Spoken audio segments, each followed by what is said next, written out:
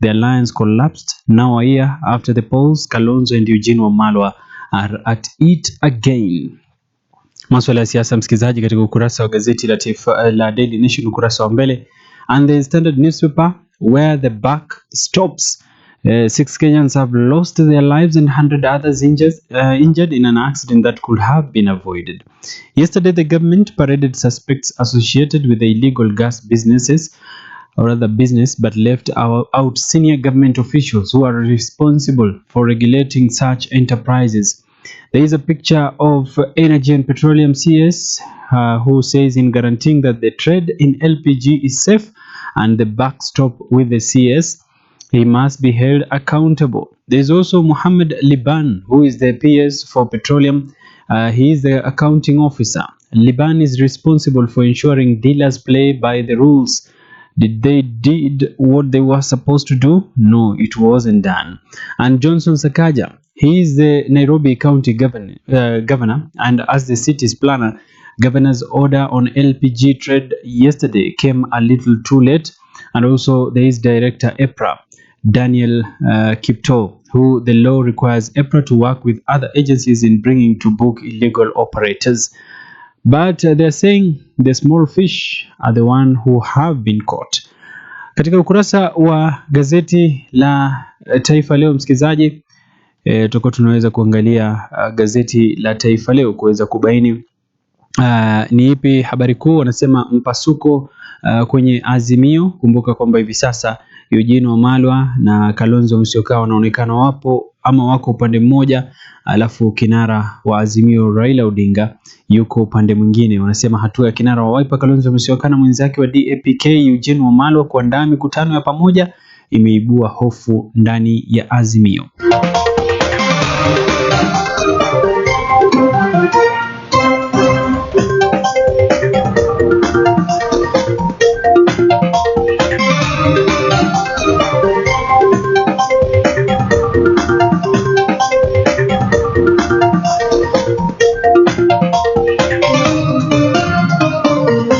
Assalamu alaikum warahmatullahi wabarakatuh, and a very, very good morning from wherever you are. My name is Abubakar Juma. Let's kick it off with the Daily Nation newspaper. Page 2, Meru Men's Chama sets a standard for community where over the years investment groups commonly known as chamas have become synonymous with women. That is why Men's Self-Help Group in Igembe Central, Meru County has set a tongue wagging among community's members who are surprised to see a group of men meeting at a church compound and announcing the formation of a chama. Wasema ni chama ya wanaume hii msikizaji. Chama imejulikana kama ya wanawake, lakini kuna chama hii kule Igembe South ambayo sasa ni chama ya chama ya wanaume ambayo imeanzishwa. Wanasema hii si jambo la kawaida.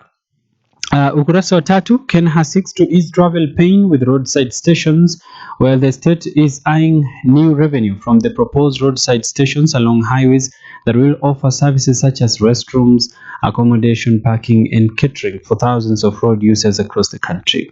The Kenya National Highway Authority (KENHA) has published proposed laws in which it suggests a raft of charges for private developers who will be setting up and operating the stations. The stations will be located not more than 600 meters from the road, and the distance from each others will be pegged on factors such as demand, availability of land, and amenities to be provided.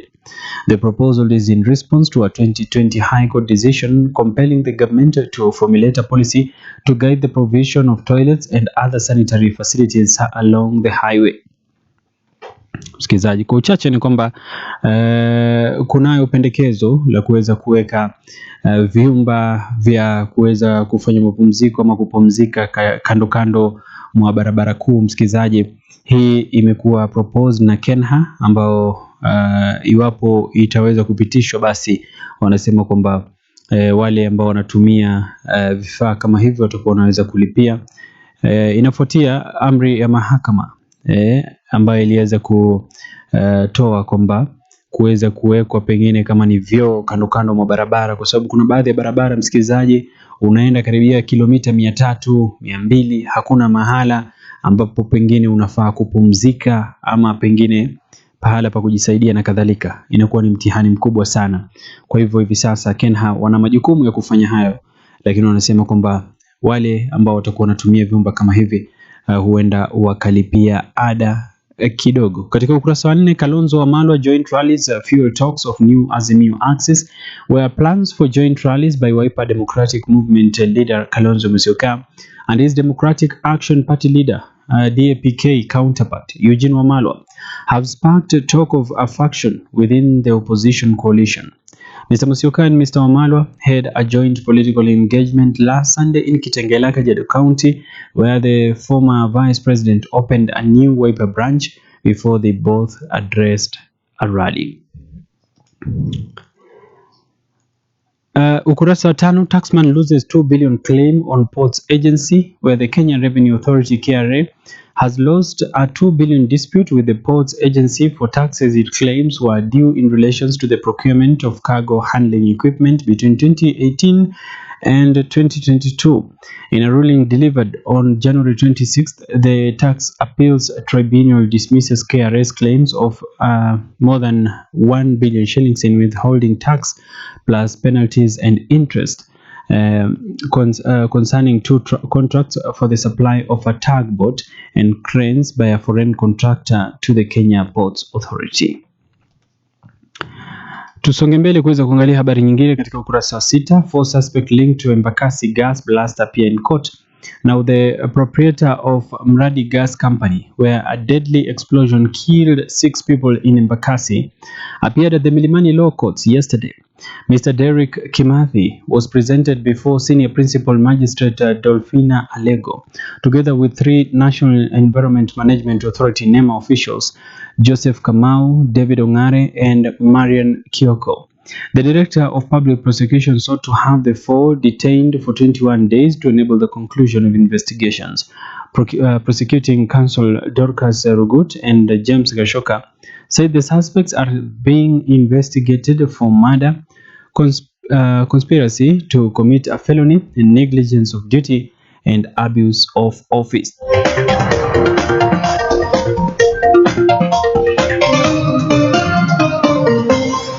Lawyers threaten to boycott courts over Huduma plans. Now, lawyers have threatened to boycott the courts if the judiciary insists on plans to roll out judicial service at Huduma centers across the country. Over 2,000 advocates at Forum on Monday agreed to petition Chief Justice Martha Koome to stop the rollout, even on pilot basis, until the concerns they have raised are addressed. The judiciary announced plans to use Huduma centers to offer judicial service, including allowing litigants to file documents without visiting court registries. Lawyers, however, expressed concerns that the service will be prone to abuse and masqueraders will have a field day.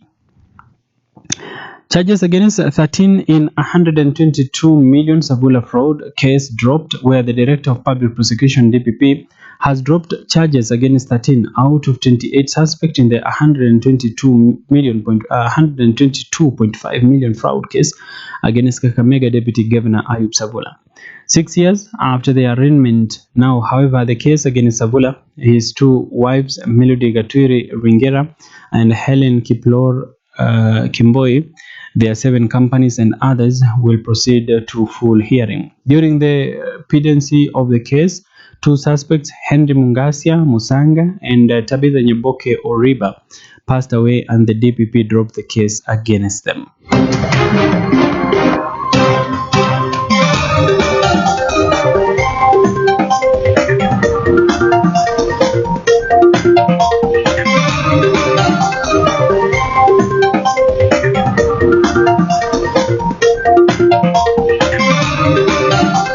Parliament speeds up law for private farms to supply water, where President William Ruto's plan to allow private farms to invest and supply water to the national government moved a step closer to reality, with Parliament racing against time to approve the required legislations. Now, the water purchase agreement with the private sectors will be similar to the contract that Kenya Power has with the independent electricity producer. This is as the government is looking to attract new capital to bridge the 500 billion funding deficit to ensure universal access to clean water. The National Assembly has already adopted a bill, Water Amendment Bill 2023, that aims to allow the government to enter into agreement with private firms. Now, the bill tabled by the National Assembly leader Majority Kimani Ichung'wah has also gone through the second reading in the Senate. Msikilizaji, anasema kwamba hivi sasa kuna bill ambayo inafaa kupelekwa bungeni, msikilizaji, ama mswada ambao unafaa kupelekwa bungeni kuweza kuzipa idhini kampuni ambazo sio za serikali, kampuni za kibinafsi kuweza supply water, msikilizaji, kuweza kuuza maji, msikilizaji. Kwa hivyo sijui itakuwa na athari gani, kwa sababu wakati ambapo kampuni binafsi zitakuwa na majukumu ya kuweza kuuza maji, je, serikali imeshindwa ama namna gani? Kwa sababu tunaelewa kwamba maji pia sio maeneo yote ambayo yanayo maji safi. Kwa hivyo wanasema kwamba iwapo makampuni binafsi yatapatiwa nafasi, basi huenda ikasaidia kuweza kupunguza matatizo ya maji. Haya, katika ukurasa wa 12, PSS in hot water for failing to give activists details of railway project. Now, the High Court will prioritize hearing an application by two activists seeking to have National Treasury Principal Secretary Chris Kiptoo and his transport counterpart Mohamed Degar cited for contempt. Justice Olga Sewe explained that the case is important as it involves obedience of court orders. Ms. Khalef Khalifa and Ms. Wanjiru Gikonyo one summon issued against the two to explain to the court why they should not be committed to civil jail or fined. And arrest club owners who sell shisha, says Eldoret magistrate. Judicial officers in Eldoret have called for the arrest and prosecution of nightclub owners who allowed revelers to smoke shisha in the establishment. Shisha is tobacco that is often laced with other herbs and smoked using a water pipe. It was banned in Kenya in 2017, but revelers in nightclubs continue to smoke it with impunity. Now, magistrates in Eldoret have raised concerns that employees of nightclubs where shisha is smoked and are often crucified while the owners go scot-free. They have challenged the law enforcers to start arresting the owners of the club alongside their employees if they are serious about eradicating the illegal business in the town.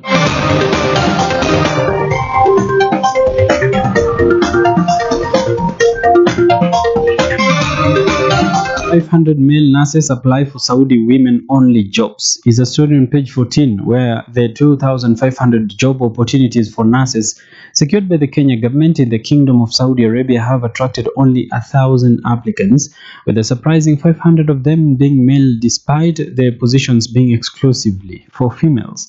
After weeding out male applicants, the remaining 2,000 slots are expected to be filed by the end of the month, following deployment of 500 female who qualified. The job openings were announced in July 2023 via the National Employment Authority portal. In the deal, hired fresh graduates will receive a monthly salary of 150,000 shillings, with experienced nurses earning more through negotiations. The package includes accommodation, health cover, food and leave days as per national labor laws, labor and social protection. And Cabinet Secretary Florence Obore emphasized the need for Kenyans seeking employment abroad to secure passports on time, citing challenges in filing job orders due to delays in obtaining the crucial documents. Anasema hivi, kuna picha hapa ya Labor CS Florence Obore akionyesha kwamba ama akiweza kuflag off gari basi hili ambalo limeweza kuwabeba wafanyikazi. Ni nafasi 2,000 msikizaji, samahani, nafasi 2,500 ambayo ilikuwa imepatikana kule Saudi kwa wale ambao wameweza kusomea unesi, msikizaji. Lakini wanasema kwamba wengi ambao waliweza kuapply pia kwa nafasi hizi walikuwa ni wanaume, ili hali zilikuwa ni nafasi za wanawake pekee. A look at page 17 is an opinion page. Fixed ID crisis affecting thousands of Kenyans. Now, the national identity card is a vital document that any Kenyans who attain the age of majority requires as proof of citizenship. This is guaranteed by the Constitution and entitled one of the rights and privileges accorded to every Kenyan. Under Article 12(1)(b) of the Constitution, every Kenyan is entitled to a registration identification document including a passport and national identity card (ID). However, securing a national identity card or replacing a lost one has become a nightmare. Logistical hitches, including breakdowns of printing machines, shortage of printing materials, and rigorous vetting, have been blamed for the backlog in issuing this vital document. It is therefore hardly surprising that bureaucratic tape and corruption have also been bogging down of system of issuance of IDs. Nearly 500,000 students who lack IDs are stuck. These young people cannot register for mobile phone, SIM cards, open bank account, or apply for university and tertiary college loans from the Higher Education Loans Board. Ni kauli msikizaji katika ukurasa wa 17 ukisema kwamba matatizo hayo ambayo yanahusiana na vitambulisho yanafaa serikali inafaa kukabiliana nalo ili angalau watu wasije wakachelewa kuweza kupata kitambulisho, kwa sababu vitambulisho bado inasalia changamoto kwa wengi kuweza kupata. Ukurasa wa gazeti la The Daily Nation.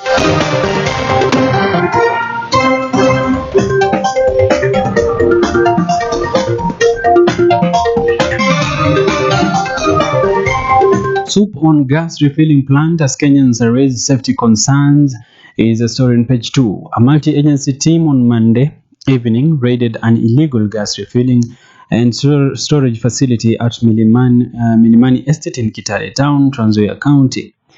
The team, led by Kiminini Deputy County Commissioner Dolphina Okondo and OCPD John Onditi, acting on a tip-off from members of Nyumba Kumi, stormed the residential home, which has been turned into a gas business point.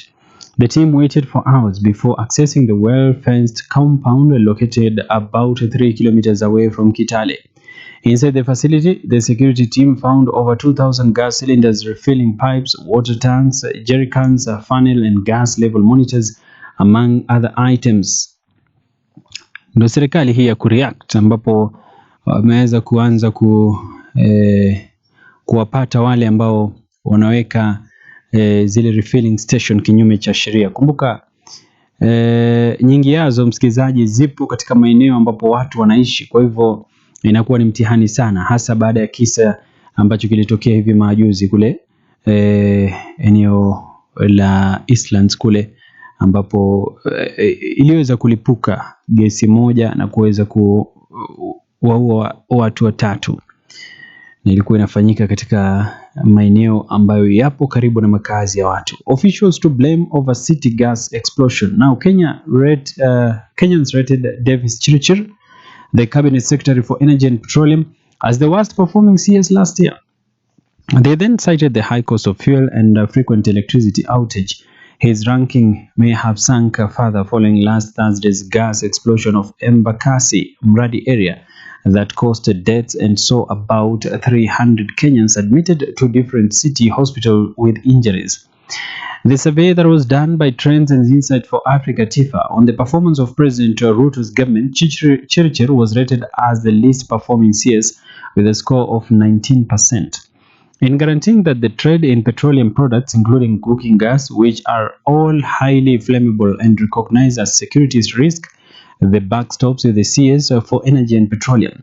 The Embakasi LPG storage and refilling plants has severely come under scrutiny and flagged by security agencies as well as officials within the State Department of Petroleum, and should have piqued the interest of the CS but appeared not to.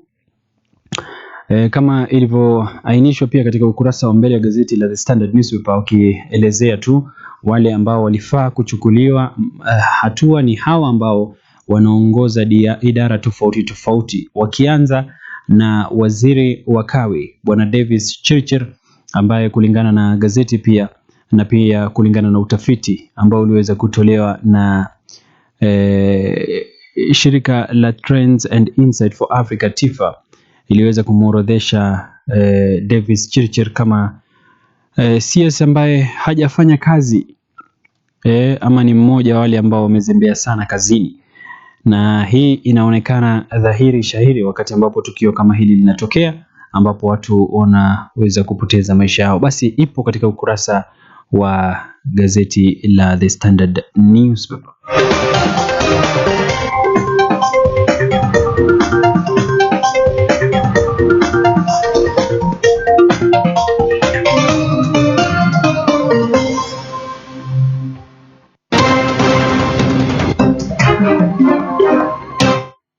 Raila gives gas explosion victims 500,000, where opposition leader Raila Odinga now wants the government to give 300 victims of the Embakasi gas explosion 500k compensation each. Raila has also proposed that the homeless families be relocated to state-funded affordable houses. Speaking during a tour of the gas explosion scene yesterday, Raila said the government must take action swiftly against those who illegally operated the premises. The fire killed at least 6 people and left over 280 others with injuries. The Azimio leader, who was accompanied by Nairobi Senator Edwin Sifuna and Embakasi East Member of Parliament Babu Owino, called on the authorities to take responsibilities for the tragedy and compensate the victims whose lives have been shattered. Now, union split over TSC's push to review mandate. Now, a rift has emerged among Kenya's teachers' union over proposed revisions to the law governing the teaching profession.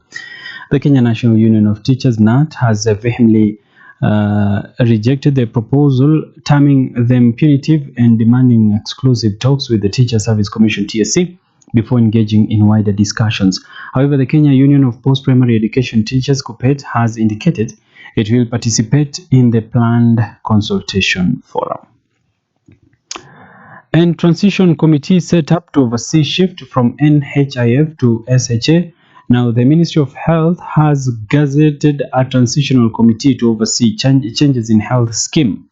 The Transition Committee on the Social Health Authority is mandated to ensure seamless transition from the National Health Insurance Fund and NHIF to Social Health Authority SHA.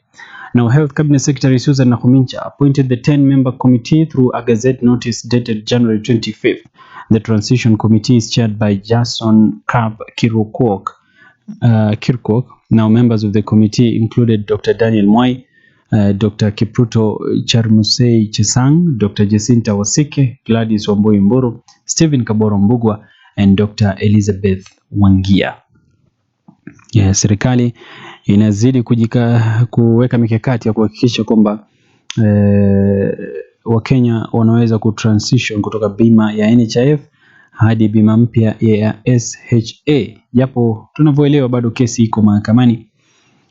Maswali pia najua yatakuwa naulizwa tu hapo. Now, why Chebukati name is yet again causing the anxiety in political circle.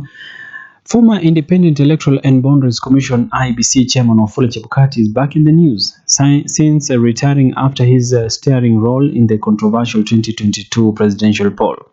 After taking a low profile and spending most of his time with his family, Chebukati's name is again a subject of discussion at political rallies and press conferences. Sources say the man, who was whisked away by security officers and clergies when chaos broke out between Azimio and Kenya Kwanza leaders at the Bomas of Kenya auditorium before announcing results on August 15, 2022, could soon be a Court of Appeal judge. The former IEBC boss is best remembered for officiating two very controversial presidential polls in 2017 and 2022, and also for the acrimonious fallout with 4 commissioners who quit after the last general election. Now, as the country watched live coverage of the drama on TV in August 2022, armed policeman Baton charged and clear opposition agent from the hall before Chebukati reemerges to declare Ruto the victor. Msikizaji, wanasema kwamba mbona jina la Chebukati hivi sasa linaanza kutawala tena magazeti. Inasemekana kwamba huenda akachaguliwa kama jaji ama miongoni mwa majaji ama kama jaji mkuu, samahani msikizaji. huenda akateuliwa na kuweza kupatiwa nafasi hiyo. Ni kauli ambayo iliweza kupitishwa na kinara wa Azimio Raila Odinga, ama iliweza kutolewa na kinara wa Azimio Raila Odinga, akihoji kwamba ndio njama ambayo upande wa serikali unanuia kutumia msikizaji, kuhakikisha kwamba anaweza kuteuliwa kama jaji mkuu.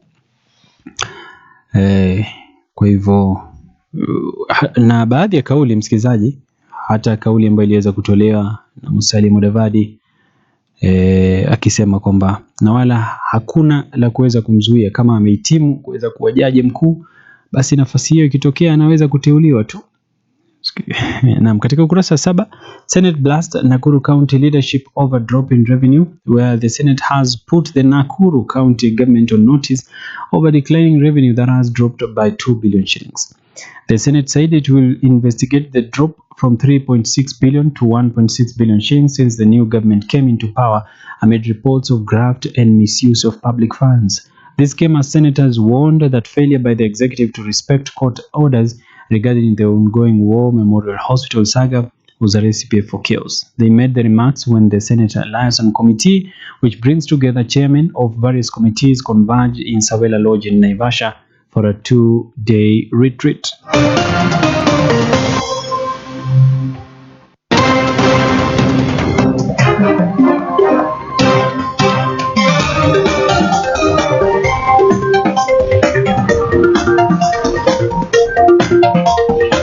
Angalia gazeti la Taifa Leo, habari za kitaifa. Wanaume watuma maombi ya kazi za wanawake Uarabuni.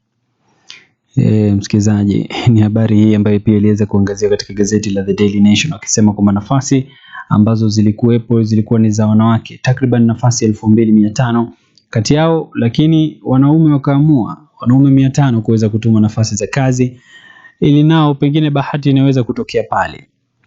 Lakini hiyo haikuweza kutimia, kwani ni wanawake pekee ambao walikuwa wanatakikana katika nafasi hizi za kazi Uarabuni. Semekana kwamba watakuwa wanalipwa shilingi 150,000 kila mwezi. Vile vile katika ukurasa huo, mpasuko Azimio, vinara wakijitenga, ambapo mipango ya kiongozi wa Wiper Democratic Movement Kalonzo Musyoka na mwenzake wa Democratic Action Party Kenya DAP-K Eugene Wamalwa kuandaa mikutano ya pamoja imezua uwezekano wa kuibuka kwa mrengo mpya ndani ya muungano wa Azimio la Umoja wa Kenya.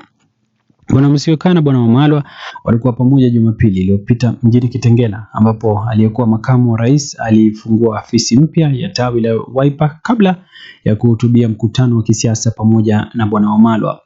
Wawili hao walihutubia mkutano Kitengela siku ambayo kiongozi wa Orange Democratic Movement ODM Raila Odinga alikuwa na hafla ya kisiasa katika jiji la Nairobi kusajili wanachama wapya wa chama hicho.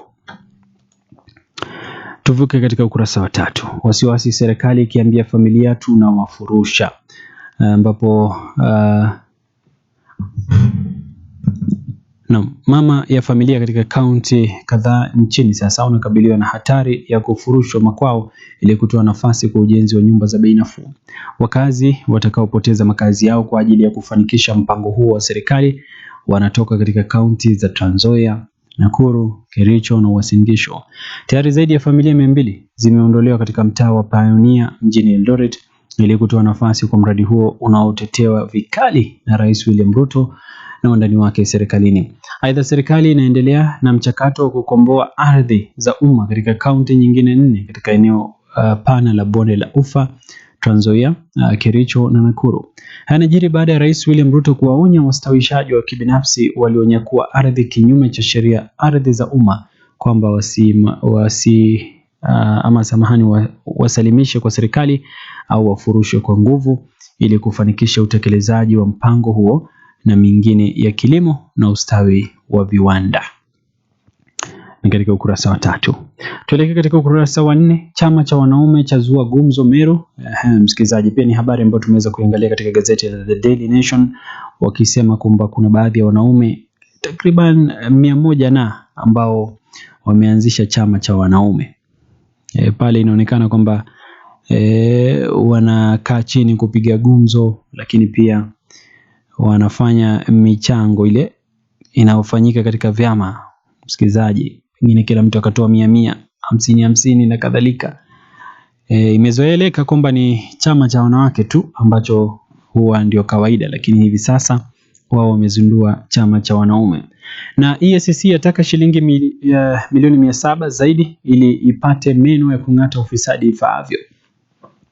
Ambapo tume ya maadili na kupambana na ufisadi nchini EACC imeanzisha shinikizo mpya kuongezewa ufadhili ili iweze kufaulu katika utekelezaji wa majukumu yake. Swala hilo ni moja ya ajenda za mkutano wa wiki moja kati ya tume hiyo na kamati ya bunge kuhusu haki na masuala ya kisheria JLAC mjini Naivasha, kaunti ya Nakuru. Masuala mengine yatakayojadiliwa katika mkutano huo ni changamoto zinazoathiri vita dhidi ya ufisadi nchini na mikakati ikiwemo ya kisheria ambayo inapaswa kutekelezwa kukabiliana na kero hilo. EACC wanasema mkituongezea shilingi milioni 700 tu basi tutakuwa na meno ya kung'ata. Katika ukurasa 5, Mackenzie alalama mashtaka ni mengi, ambapo mshukiwa mkuu wa mauaji ya Shakahola Paul Mackenzie ameiomba mahakama impunguzie mashtaka 191 mauaji yanayomkabili, akisema yakibaki hivyo atadhulumiwa haki zake. Mackenzie na washtakiwa wenzake 29 wanakabiliwa na mashtaka ya kuua watoto 191 katika msitu wa Shakahola ulioko kaunti ya Kilifi. Kupitia kwa mawakili wake, Mackenzie alilalamika kwamba mashtaka hayo ni mengi mno na yanakiuka sheria ambayo inahitaji mashtaka kwenye hati moja yazidi 12.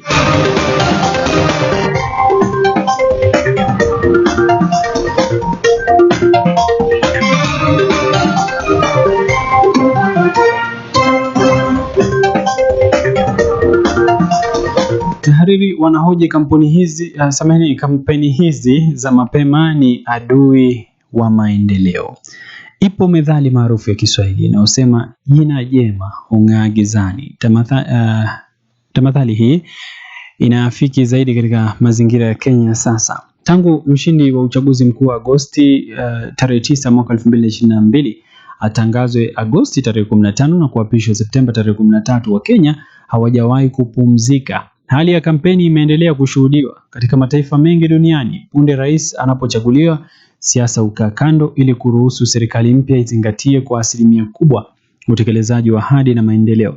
Nchini Amerika kwa mfano, hutomwona Rais Joe Biden kila wiki akizuru eneo fulani kwa lengo la kushukuru waliompigia kura, wala hatatangaza kanisa analopanga kuenda kuabudu.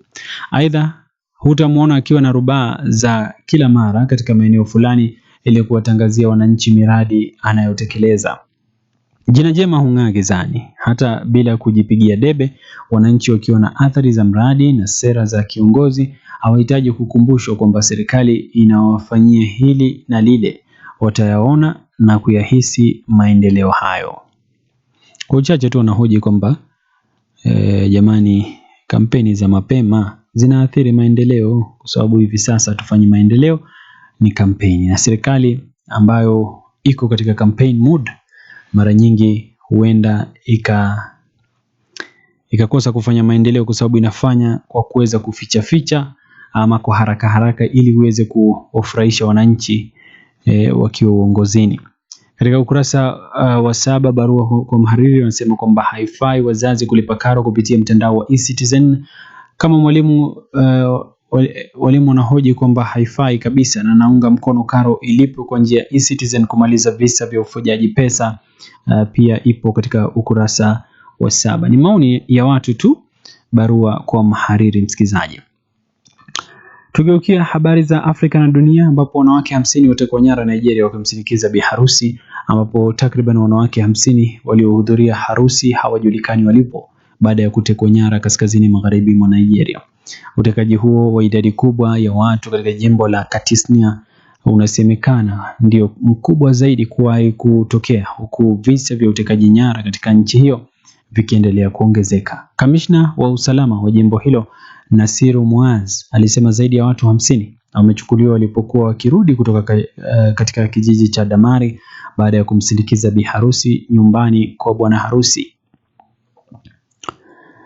Na viongozi duniani wamtakia Mfalme Charles wa tatu afueni, ni habari nyingine ambayo unaweza kuiangazia ama kuiangalia katika ukurasa wa 8.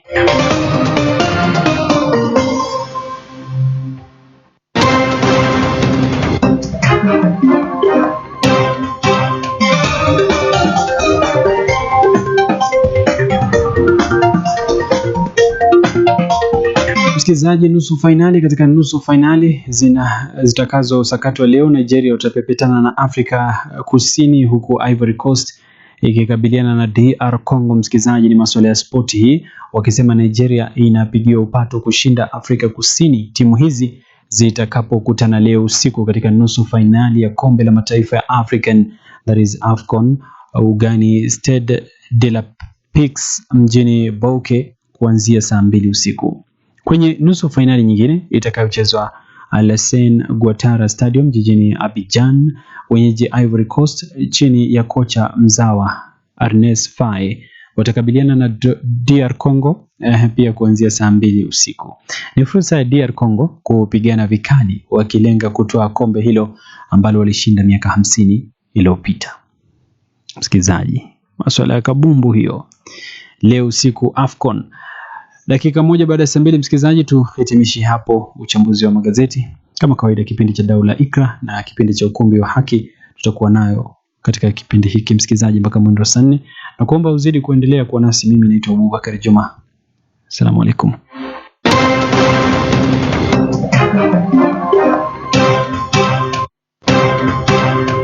Pembe Flour Mills Limited, the manufacturers of high-quality maize, home baking flour, and animal feeds. Pembe Flour Mills has 2 branches in Nairobi's industrial area, namely Pembe Flour and Feed Mills, Lungalunga Road, and Pembe Flour Mills, Suma Bay Road, industrial area, Nairobi. We also have a godown in Nakuru, near KFA. Other branches in East Africa include Pembe Flour Mills Limited, Kange Industrial Area, Korogwe Road, Tanga, Tanzania, Bajabir Millers Limited, Plot Number 1, Fifth Street Industrial Area, Kampala, Uganda, Pembe Flour Mills Limited, Byumba Bishumbi, Northern Province, Rwanda. Pembe Flour Mills, the mark of trusted quality.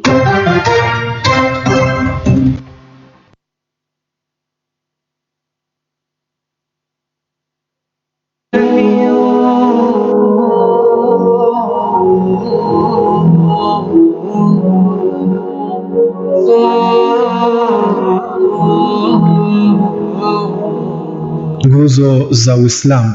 Ya kwanza, shahada.